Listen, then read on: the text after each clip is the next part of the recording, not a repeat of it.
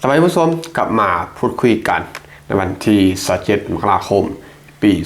2026 ใน EP นี้จะมาพูดคุยกันแล้วก็วิเคราะห์กันแบบสนุกทางผู้ชมเกี่ยวกับเรื่องของ GDP ไทยแล้วก็เวียดนามเหมือนบ่ที่ว่าเขามักจะได้ยินข่าวมาว่าเวียดนามนั้นจะแซงไทยภายใน5 ปี 10 ปีในเรื่องของ GDP เหมือนบ่ซึ่งในความเป็นจริงมันก็ใกล้เคียงเนาะซึ่งปัจจุบันเวียดนามก็อยู่ที่ประมาณ499 พันล้านดอลลาร์สหรัฐหรือว่าประมาณ5แสนล้านดอลลาร์สหรัฐทั้งหมดแล้วก็ไทยปัจจุบันในปี2025อยู่ที่530,000 ล้านดอลลาร์สหรัฐเวียดนาม5แสนล้านไทย530,000 ล้านดอลลาร์สหรัฐคือไทยนั้นเยอะกว่า30,000 ล้านทั้งหมดก็ถือว่าซูซี่ใกล้เคียงกันทั้งหมดข้อมูลแรงเดียวกันในปี2025ก็คือปีเดียวกันเนาะปี2025ที่ผ่านมาจาก Trading Economic ทั้งหมดก็เป็นปีเดียวกันแล้วก็ข้อมูลแรงเดียวกันก็บอกได้ว่าซูซี่แล้วก็ใกล้เคียงกันทั้งหมดแต่ว่าถ้าวันนี้เป็นข่าวร้ายของไทยบอซึ่งแน่นอนเนาะว่าตรงกันข้ามเลยนี่คือโอกาสที่ดีของประเทศไทยที่ว่าจะเติบโตแล้วก็มั่งมีร่ำรวยขึ้นทั้งหมดซึ่งเป็นเนี่ยเนาะหรือว่าโดยเหตุใดจึงเป็นเช่นนั้นเราจะไปพูดคุยแล้วก็ไปวิเคราะห์กันแบบสนุกสนานเป็นกันเองแล้วก็มีสาระทั้งหมดเนื่องเลยก็คือเรื่องของเวียดนามยิ่งโตตลาดใหญ่ขึ้นเฮ็ดให้บริษัทไทยขายของได้ง่ายขึ้นทั้งหมดเวียดนามนั้นประชากรเกือบ100 ล้านคนแม่นบ่ต้องข้ออธิบายตัวนี้เพิ่มเติมทั้งหมดแน่นอนว่าประชากรไทยอยู่ที่65-70 ล้านแม่นบ่70 กว่าล้านประมาณนี้เวียดนามนั้นเกือบ100 ล้านคนแทบจะ100 ล้านคนฉะนั้น GDP แน่นอนว่าประเทศใดที่ว่ามีประชากรเยอะกว่าบ่ GDP จะสูงตามกันไปแต่ว่าอันนี้นะถึงแม้ว่าเวียดนามนั้นจะมีประชากรเยอะกว่าไทยหลายเป็นบ่แต่ว่า GDP ก็ยังต่ำกว่าไทยเล็กน้อยฉะนั้นถ้าไปเฉลี่ยต่อหัวคนก็คือไทยจะรวยกว่าหลายทั้งหมดแต่ว่าถ้าเป็นมวลรวมหรือว่า GDP ทั้งหมดก็คือแน่นอนว่าเกือบใกล้เคียงกันแล้วทั้งหมดรายได้เวียดนามนั้นเพิ่มขึ้นให้กำลังซื้อนั้นสูงขึ้นมันบอกคนเวียดนามก็บริโภคเก่งขึ้นสินค้าไทยก็ขายขึ้นทันทีท่านผู้ชมนี่แหละอันนี้เป็นข้อคิดที่ว่าง่ายๆแล้วก็เบสิกเนาะยิ่งเศรษฐกิจเวียดนามโตคนเวียดนามรวยขึ้นมีการจับจ่ายใช้สอยหลายขึ้นสินค้าไทยนั้นก็ขายดีขึ้นทันทีที่ว่าไปวางขายในเวียดนามท่านผู้ชมเช่นว่าพวกอาหารเครื่องดื่มค้าปลีกแล้วก็วัสดุก่อสร้างของที่ว่าเป็น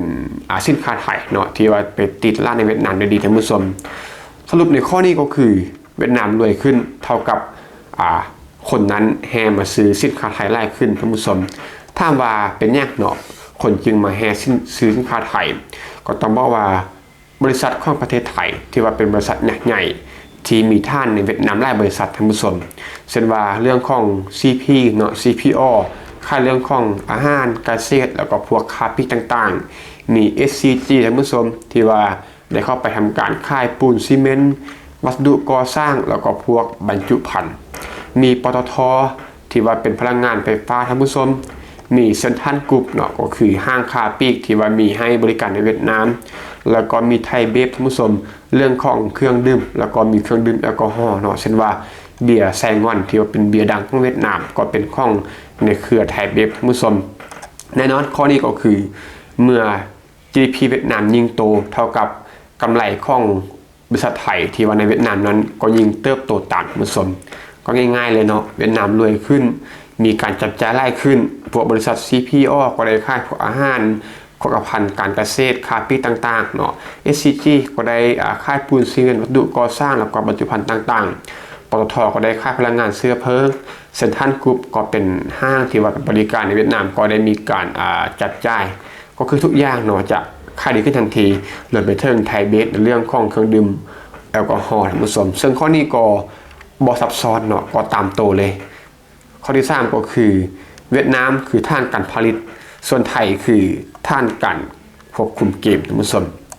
เวียดนามเด่นในเรื่องของแรงงานนุ่มเนาะที่ว่าประชากรเฉลี่ยก็อายุยังน้อยแล้วก็มีประชากรจำนวนหลายก็แรงงานก็โดดเด่นแรงงานราคาถูกก็คือแข่งขันใดท่านผู้ชมไท ยเด่นเรื่องของเงินทุนเทคโนโลยีการบริหารจัดการแล้วก็เรื่องของโลจิสติกเช่นว่าบริษัทไทยตั้งฐานการผลิตที่เวียดนามแล้วก็ใช้แรงงานของเวียดนามท่านผู้ชมแต่ว่าไทยนั้นก็คือเจ้าของสุดง่ายๆเลยก็คือไทยนั้นเป็นเจ้าของเป็นผู้เข้าไปเฮ็ดธุรกิจเนาะแต่ว่าเวียดนามนั้นคือผู้ลงแรงก็คือเป็นแรงงานต่างๆเลยท่านผู้ชมก็คือว่าง่ายๆเลยเนาะก็คือเมื่อ GDP เวียดนามนั้นเติบโตขึ้นแต่ว่ามูลค่าส่วนรายนั้นก็เป็นข้อบริษัทของไทยที่ว่าเพิ่มขึ้นไปตามๆกันท่านผู้ชมและข้อที่4ก็คือถ้าเบิ่งอีกมุมนึงเนาะเวียดนามยิ่งโตความเสี่ยงก็ยังมีท่านผู้ชมรายได้ต่อหัวของเวียดนามนั้นอย่างต่ำกว่าไทยดังที่รู้กันดีเนาะว่าประชากรเวียดนามนั้นก็ค่อนข้างที่จะเยอะกว่าไทยพอสมควรมันบอก70 ล้านกับ100 ล้านคนแต่ว่ามาเฉลี่ย GDP ต่อหัวคนเวียดนามก็ยังต่ำกว่าไทยหลายเนาะถ้าเป็น GDP per capita หรือว่า GDP ต่อหัวคนท่านผู้ชมโครงสร้างพื้นฐานบางส่วนนั้นก็ยังต่ำล่างไทยเนาะในเรื่องของคนสร้างพื้นฐานต่างๆเรื่องของโลจิสติกท่านผู้ชมเพิ่มค่าการส่งออกสูงสำหรับเวียดนามแต่ว่าไทยนั้นยังคงในเปรียบหลายด้านเช่นว่าการบริการการท่องเที่ยวการแพทย์แล้วก็อุตสาหกรรมขั้นกลางขั้นสูงท่านผู้ชมสรุปแบบเข้าใจง่ายเลยก็คือเวียดนาม GDP เนาะถึงแม้ว่าจะแซงไทยในอนาคตไทยก็บ่ได้เดือดร้อนเนาะก็คือเวียดนามจะรวยขึ้นเวียดนามจะพุ่งขึ้นเท่าใดก็ตามบ่ได้กระทบต่อกับประเทศไทยแต่ว่ากงกันข้ามนี่คือโอกาสของไทยที่ว่าจะยิ่งเติบโตไปพร้อมกับ GDP ของเวียดนามที่ว่าเติบโตขึ้นเรื่อยๆเหตุผลก็คือดังที่แม็กได้บอกไปเนาะว่าไทยนั้นมีธุรกิจการค้าในเวียดนามหลายแห่งท่านผู้ชมก็เป็นธุรกิจที่ว่าสำคัญแล้วก็ใหญ่เมื่อเวียดนามนั้นเติบโตไทยก็ธุรกิจของไทยเวียดนามก็เติบโตไปตามๆกันข้อนี้ก็บ่ซับซ้อนเนาะเบสิกพื้นฐานท่านผู้ชมบริษัทไทยเข้าไปในเวียดนามก็อาจจะเพิ่มขึ้นแล้วก็เฮ็ดให้สร้างเม็ดเงินนำเม็ดเงินกลับเข้ามาสู่ไทยหลายขึ้นเวียดนามเป็นแรงงานส่วนไทยนั้นเป็นเจ้าของกิจการเป็นเจ้าของธุรกิจมุสลิมซึ่งข้อนี้ก็ตามโตเลยเนาะเนื่องจากว่าไทยนั้นไปดำเนินธุรกิจกิจการต่างๆโรงงานอุตสาหกรรมในเวียดนามแรงงานเวียดนามเป็นของเวียดนามเนาะก็คือจ้างคนเวียดนาม